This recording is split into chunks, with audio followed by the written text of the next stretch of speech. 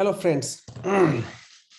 In last few videos, I think I made 3 videos on business continuity planning, and I was not able to cover the whole content.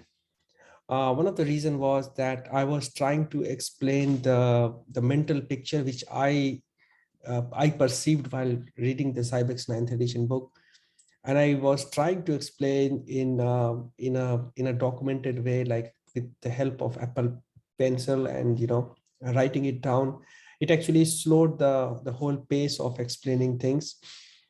So this time what I'm thinking is to present you the Visio drawing which I created. That drawing actually helped me to put everything in one page, which is first easy to refer, and it gives you a sense of pictorial view of different steps, its relationship, and which steps feeds to which other step. So hopefully this will be more useful, beneficial, and quick to grasp the key details. So let's quickly go into it and see how how we can understand business continuity planning. Those videos which I created last time is also good to refer, but I will try to cover the subjects which I have discussed in past videos. And my intent is to cover the whole concept of business continuity planning in this very video. So hopefully you will enjoy it. So let's start. Okay, so here, if you see my good notes page, this drawing is the complete business continuity planning, and I have made a diagram in a way where you can see that this business continuity planning is how it is executed basically in an organization. What are the different steps and what are the sub steps? So starting quickly, as I explained in the last video as well, that the BCP DRP, which come under the purview of business continuity management. So business continuity management has got BCP and DRP, which, let me write it here, BCP and DR. Yeah, which is actually mentioned here, that BCP DRP addresses availability, and which is a part of business continuity management. They are primarily trying to ensure that the business should be available at all the time. I have put a picture of Titanic ship, which is easy to correlate. Like it actually, it's an icon of how a disaster happens, and we can relate many things of business continuity planning with this event. So what are the different steps? I discussed 4 steps basically. First is project scope and planning initiation, which is the first step, which actually consists of 4 different steps. Right, so this step actually sets the stage, how the BCP process will work, how it will look like, what all people will be involved, what all different teams will be involved. Everything will be captured here in this step. Now, when we do the project scope and planning initiation, first you have to do business organization analysis. So business organization analysis is basically identifying the operational departments, identifying the critical support systems, corporate security teams, and senior executives. So these things has to be identified in this step, business organization analysis. Now, then we have to do a BCP team selection. This team will be basically it's not only the initial team which we make to start the BCP process, but it will involve some other team as well, which will do the department specific work to address business continuity planning, right? So that is more visible in the next step, which is resource requirement. So we did business organization analysis and then BCP team selection. Then we go for resource requirement. So in resource requirement, what we do, we create teams We identify departments, we identify who are the department heads, managers, we identify the stakeholders. And as I said, like this resource requirement, why this is requirement, this resource requirement is necessary. So we have to follow this arrow, and we will see that this is required for BCP development, the plan itself, and the person who will be leading this whole exercise will be the BCP coordinator.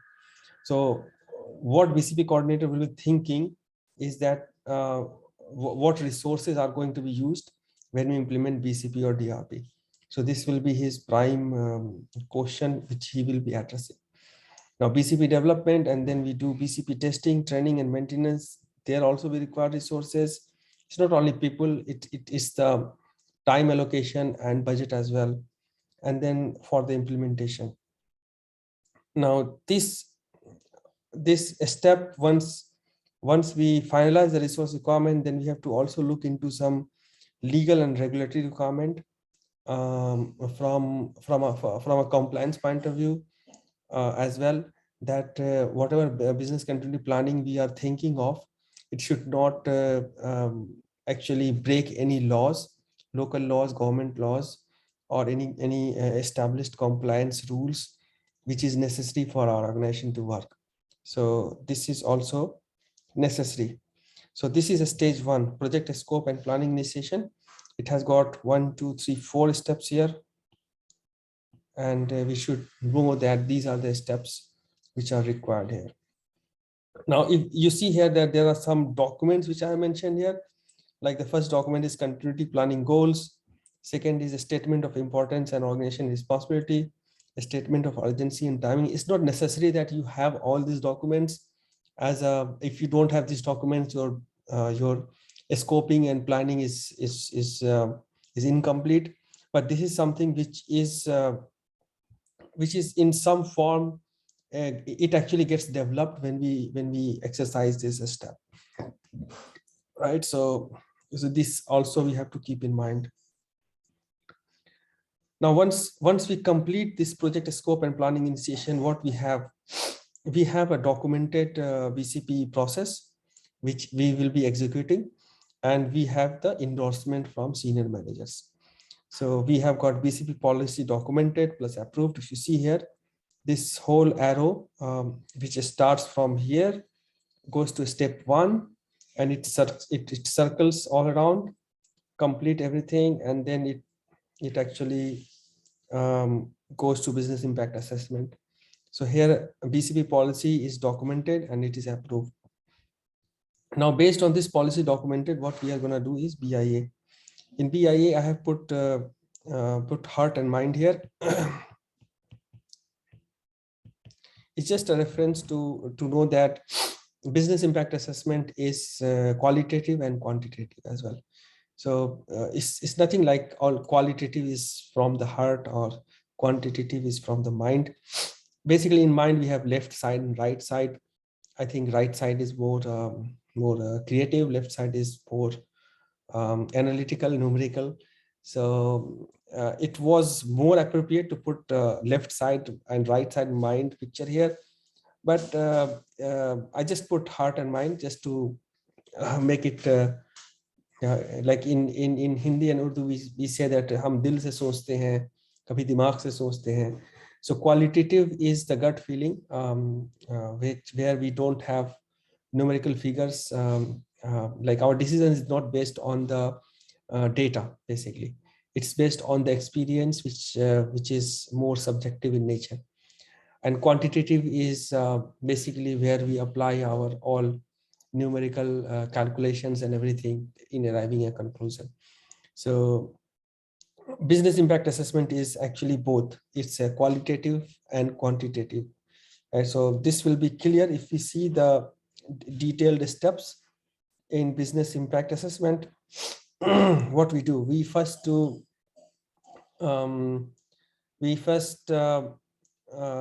what is the objective first of the business impact assessment? The objective of the business impact assessment is to identify and prioritize critical systems. So this is the objective. Now, to attain this objective, we have to do some impact assessment, which is qualitative and quantitative in nature. And we arrive on the statement of priorities, basically, when we complete the business impact assessment. So in the very first step, what we do, we identify priorities. We identify all business units. This step is actually covered in the business organization analysis as well. But here we do a second round of assessment and see that the from an impact assessment point of view, what are the different business unit we should be thinking of. And then we do deploy some data gathering techniques, which is basically qualitative and quantitative approaches in getting the data. It could be interviewing as well. It could be some Delphi method. So those details are in the book. But here the objective of this video is to let you understand the highlights, the bullet points. So we should keep in mind that identifying priorities is one objective. Identifying all business units is also one of the objective of business impact assessment. And we employ data gathering techniques to gather the details. Now, after that, what we do, we do risk identification, which is sometimes called vulnerability assessment as well. So we identify the vulnerable hardware, software, vulnerable data flow, vulnerable building, or the geographical location, whatever thing is vulnerable to get impacted by any reason. Those details are captured here. What then next, and the next step, we do the likelihood assessment, which is called annual rate of occurrence. That if there is some potential disaster going to happen, then what is the annual rate of occurrence? If that disaster is never going to happen, it's just a theoretical assumption, then our calculation will be very different than if the likelihood is very likely, like twice a year or thrice a year, then our calculation will be different. Then we do an impact assessment, which is calculated as single loss expectancy and annual loss expectancy. An exposure factor is how much business will be exposed, or how much loss we will suffer if this if this impact actually materializes. So this is basically the quantitative thing which we do. The annual rate of occurrence is subjective, it's qualitative. We do have some quantitative data from weather department or like the natural disaster department, but sometimes there are situations where we go with the subjective opinion as well. Based on these things, we do resource prioritization, and once these 4 steps are completed, our business impact assessment is completed. We arrive at a document which is called risk assessment document, and then we close this loop and then we go to the next step. In likelihood assessment, we refer SOC reports as well for cloud vendors. So this is more the CCSP term. In CCSP, you will see that this topic is explained in more detail. SOC reports for cloud vendors, basically. Now, once we complete the business impact assessment, what happens? This happens. Business impact assessment is documented and submitted to senior managers. Now, this gets once this gets approved, we go to the next stage, which is basically planning for the expected disaster. So what we do, we develop and implement a continuity strategy. Now, what is in continuity planning? In continuity planning, we first do the strategy development.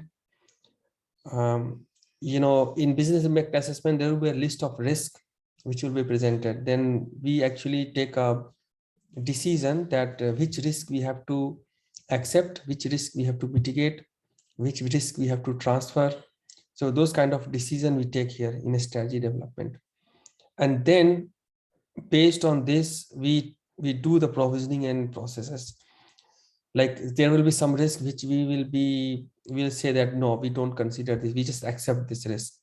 So there is nothing required there. We just document it and get an approval from senior managers that we are accepting the risk.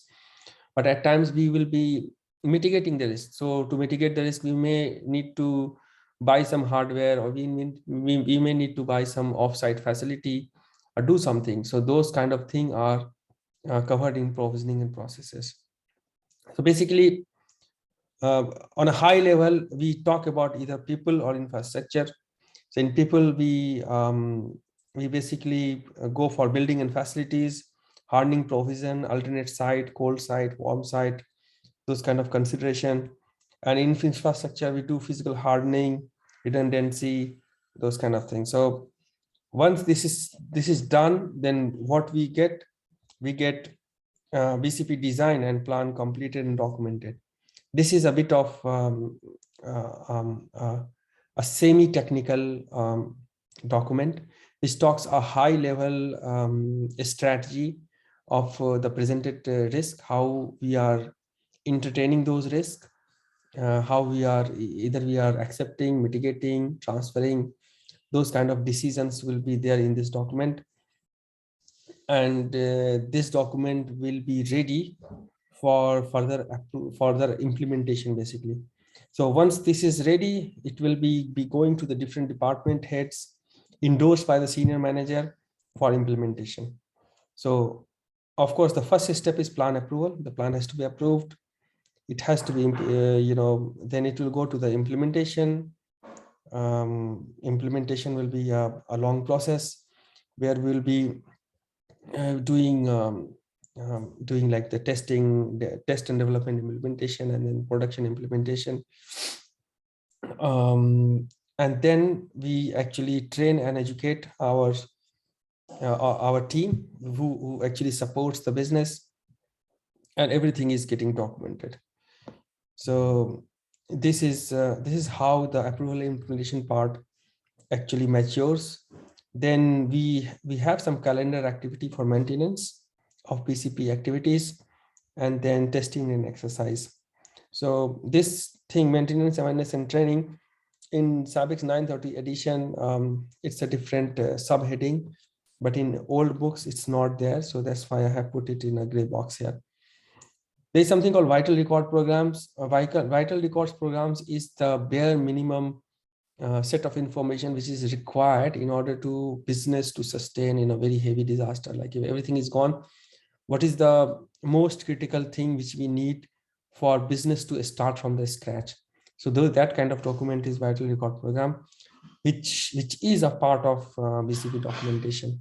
It should be. If it is not there, then I think BCP documentation is not actually complete.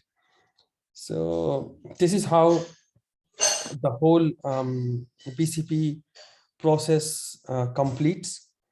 And you see here the final arrow, it's going in a circle, and the BCP process is complete. Now there's one more thing which I left here. There's something called emergency response guideline, which is also a part of BCP documentation. It contains IRP, immediate response procedure. Like if there is a disaster, then what are the immediate processes which we have to initiate. It should have some sort of comms metrics in a form of a list of individuals who should be notified when there is an incident.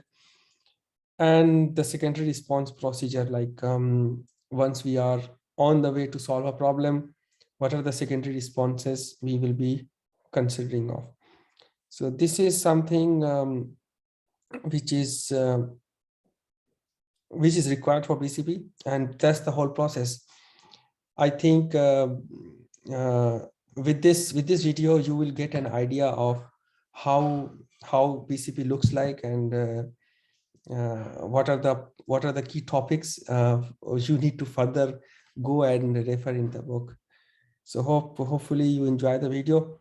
I'll be explaining some other key terms in a different video, which is called the quantitative tools to identify priorities.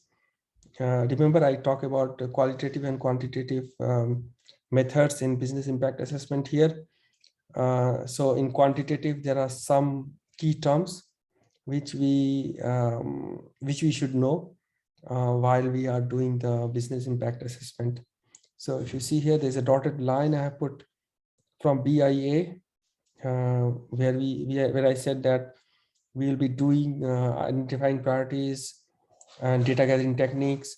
So here we have to agree on some key terms, and those I think it will be more appropriate to explain in a different video.